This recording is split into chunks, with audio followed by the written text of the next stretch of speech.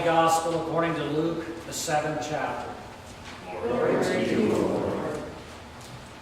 After Jesus had finished all his sayings in the hearing of the people, he entered Capernaum. A centurion there had a slave whom he valued highly, and who was ill and close to death. When he had heard about Jesus, he sent some Jewish elders to him, asking him to come and heal his slave. When they came to Jesus, they appealed to him earnestly, saying, "He is worthy of having you do this for him, for he loves our people, and it is he who built our synagogue for us." And Jesus went with them. But when he was not far from the house, the centurion sent friends to say to him, "Lord, do not trouble yourself, for I am not worthy to have you come under my roof. Therefore I did not presume to come to you, but only speak the word, and let my servant be healed. For I also am a man set under authority, with soldiers under me. And I say to one, 'Go,' and he goes. And to another, 'Come,' and he comes. And to my slave, 'Do this,' and the slave does it." When Jesus heard this, he was amazed at him. And turning to the crowd that followed him, he said, "I tell you, not even in Israel have I found such faith." When those who had been sent returned to the house, they found the slave in good health. This is the gospel of the Lord. Praise to you, O Christ. Please be seated.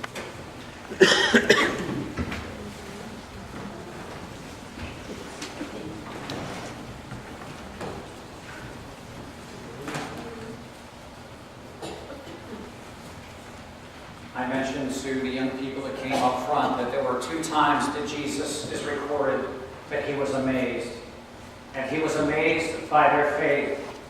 We hear the one this morning about the Roman centurion. The second time was the Canaanite woman who came to Jesus to heal her daughter. What's interesting about both of these occurrences is that both of these people somehow knew that Jesus could do it. They trusted, even though they had no proof, that he was indeed the Son of God as he claimed.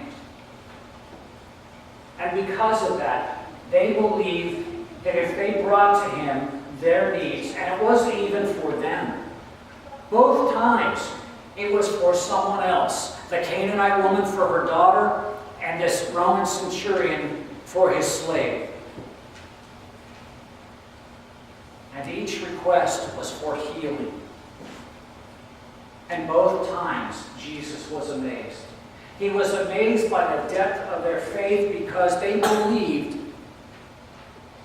that what God said was true. And that if they came to Jesus, they could ask, and it would be done. Now, what's really interesting in this story is if we understand the relationship between Romans and the rest of the world. Romans had this viewpoint that anybody other than a Roman was a second-class citizen.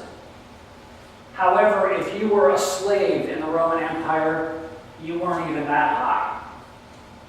You were basically trash or a toy. That you were expendable. If you broke, you just got thrown out and they would buy a new one. That's the way it was for slaves. So their outlook on life was servitude and death. That was it.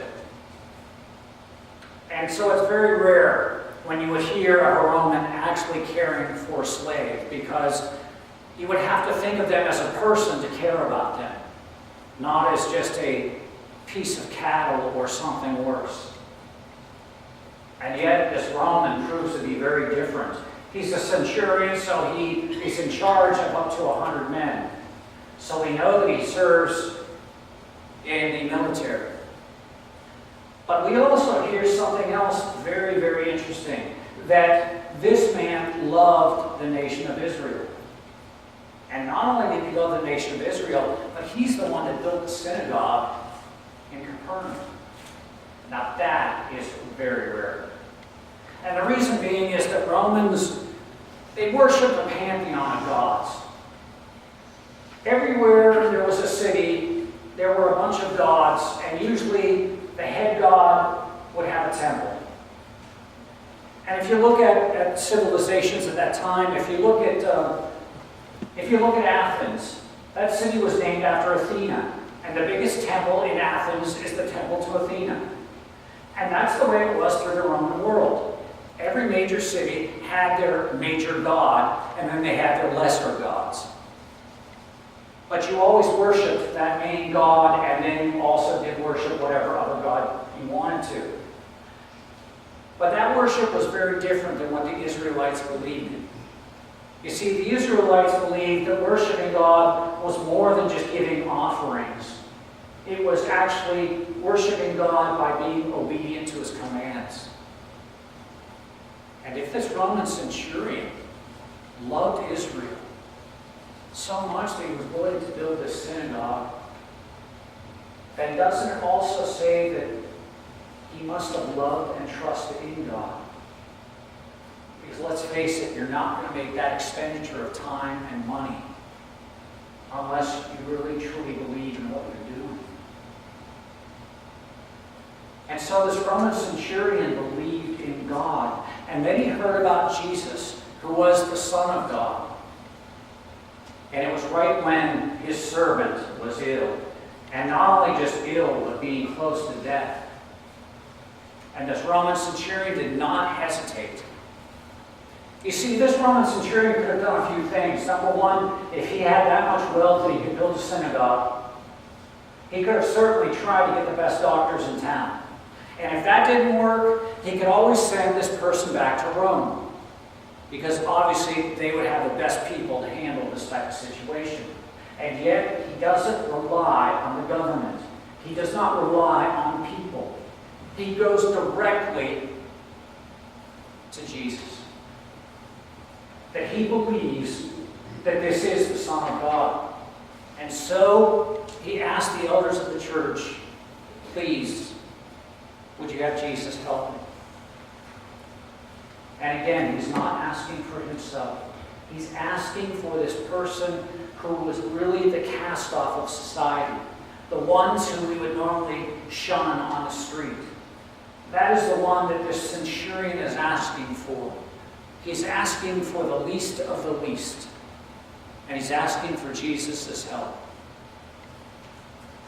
And Jesus is persuaded by the elders to come. Notice how they persuade him. Jesus, he likes us, and he built us a synagogue. You have to do this. I can only imagine Jesus smiling. I have to do this. But Jesus went. And as he went, we are told that the centurion sent some friends out to greet Jesus on the road. And this is how much he believed that Jesus was the Son of God. This centurion said to Jesus, I am not worthy, Lord, to have you come to my house. That's why I didn't come to you in person, because I'm not worthy enough.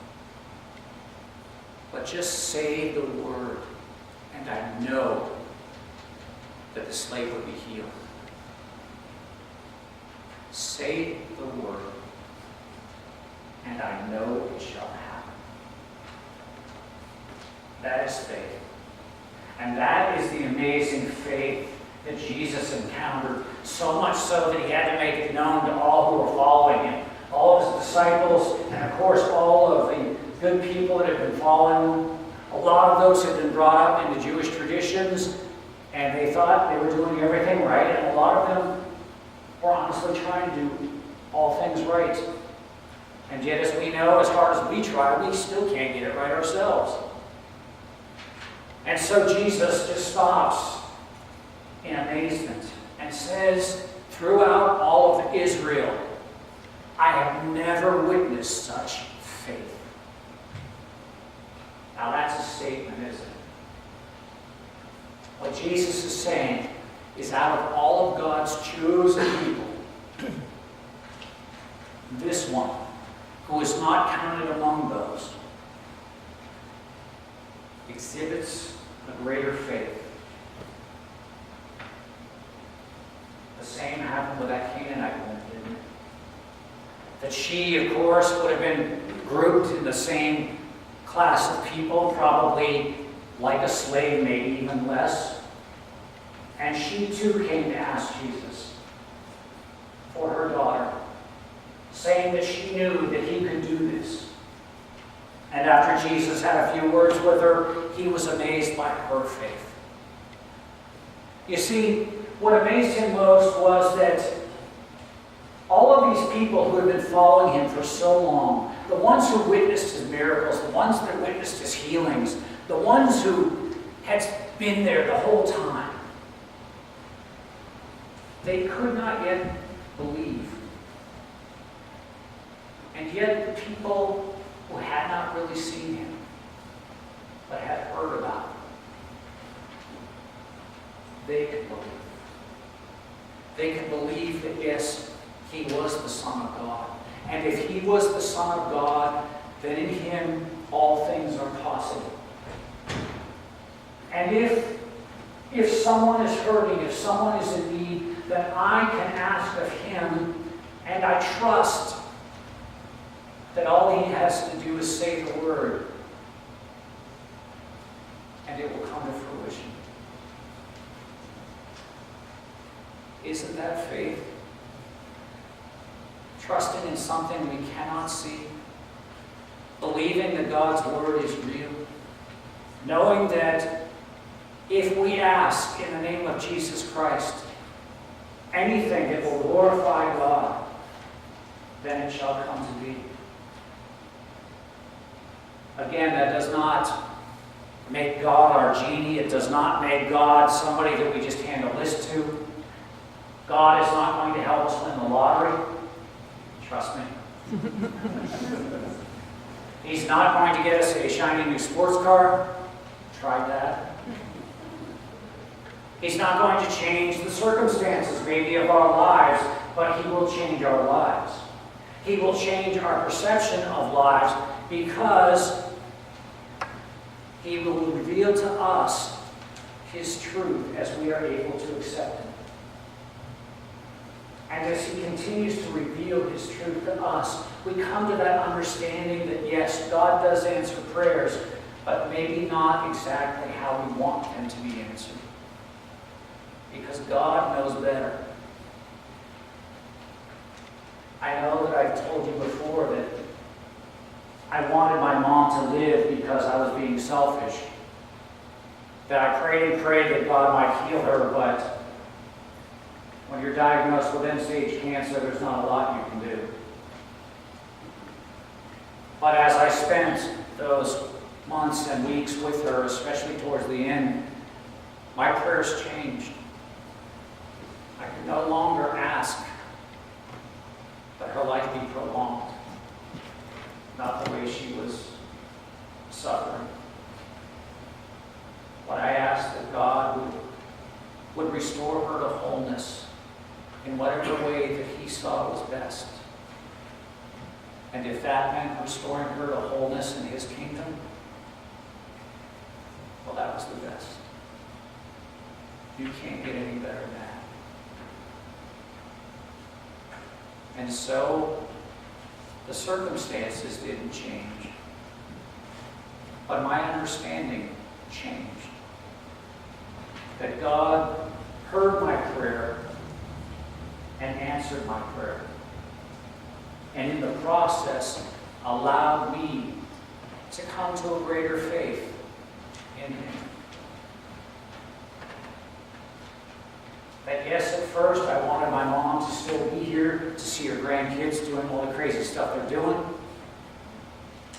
But if she would have had to suffer one more day, I don't think I could ever be that selfish. And God does answer our prayers. If we trust in him, he will answer our prayers. Some days you have to be careful what you ask for, because God might just give it to you. We have to be prepared for that. And you see, the centurion was. The centurion knew that if he asked God, that God would somehow fulfill that prayer. He was expecting that. It is kind of like the pastor that he was trying to preach to his congregation week after week after week, and they were having weather that we're not used to. It was like 90 degrees, and it was hot, and it was month after month after month, and soon it became a drought, and their crops were going to begin to die out. And so he decided he was going to have a special worship, and he posted it on Sunday morning in the bulletin. He said, Thursday evening, we are going to have a worship, and we are going to worship and pray to God. We are going to ask God to make it rain. And so everybody in town came. And the pastor was upset. He was mad. And the people did not understand why he was so upset with them. They said, Pastor, we came. You asked if we came, we're here to pray to God. He said, yes, what are you here to pray to God for? And they said, well, we want to end the drought. And the pastor looked at him and said, then where are your umbrellas? You see, if you believed that God was going to answer your prayer, don't you think you would have been prepared for that answer? If you ask him to send the rain and you don't bring umbrellas, are you really trusting in God? Sometimes I think we're that way. We ask God, but maybe we don't believe sometimes. Or maybe sometimes we do believe, but we don't know how he's going to answer. So we don't know what to do. And that's okay too. But trust that God will answer. You see, that's what the pastor was trying to tell his congregation. Trust that he will answer. Believe in him and know that God hears your prayer. That God understands how you feel. You may not believe that, but God understands the pains that you are going through. God understands that loneliness. God understands even death, because God himself in Jesus Christ experienced abandonment. He experienced cruelty. He experienced pain. He experienced death. He experienced being spat upon. He experienced being punched and mocked. He experienced his hometown not believing in him and turning him away. He experienced his family even going so far as to say that he must be crazy. You see, God has experienced what we experience. And if we trust that he knows how we feel, that he knows how to answer, and we believe in that, then God will reveal to us that answer. Again, it might not be that answer which we seek. God may not give us the easy way out, but God will be with us every day as we get through whatever it is we or our loved ones are going through. That is the faith that amazed Jesus so much. That trust in God and God alone. That he did not recognize anywhere else in all of Israel. That is the trust that we as a church look to each and every day. Believing in something we cannot see. Worshiping a God that we cannot prove. But knowing that he is indeed our God. And that Jesus Christ is the Son of God. And it is only through him that we shall find salvation. And in that, we place our trust.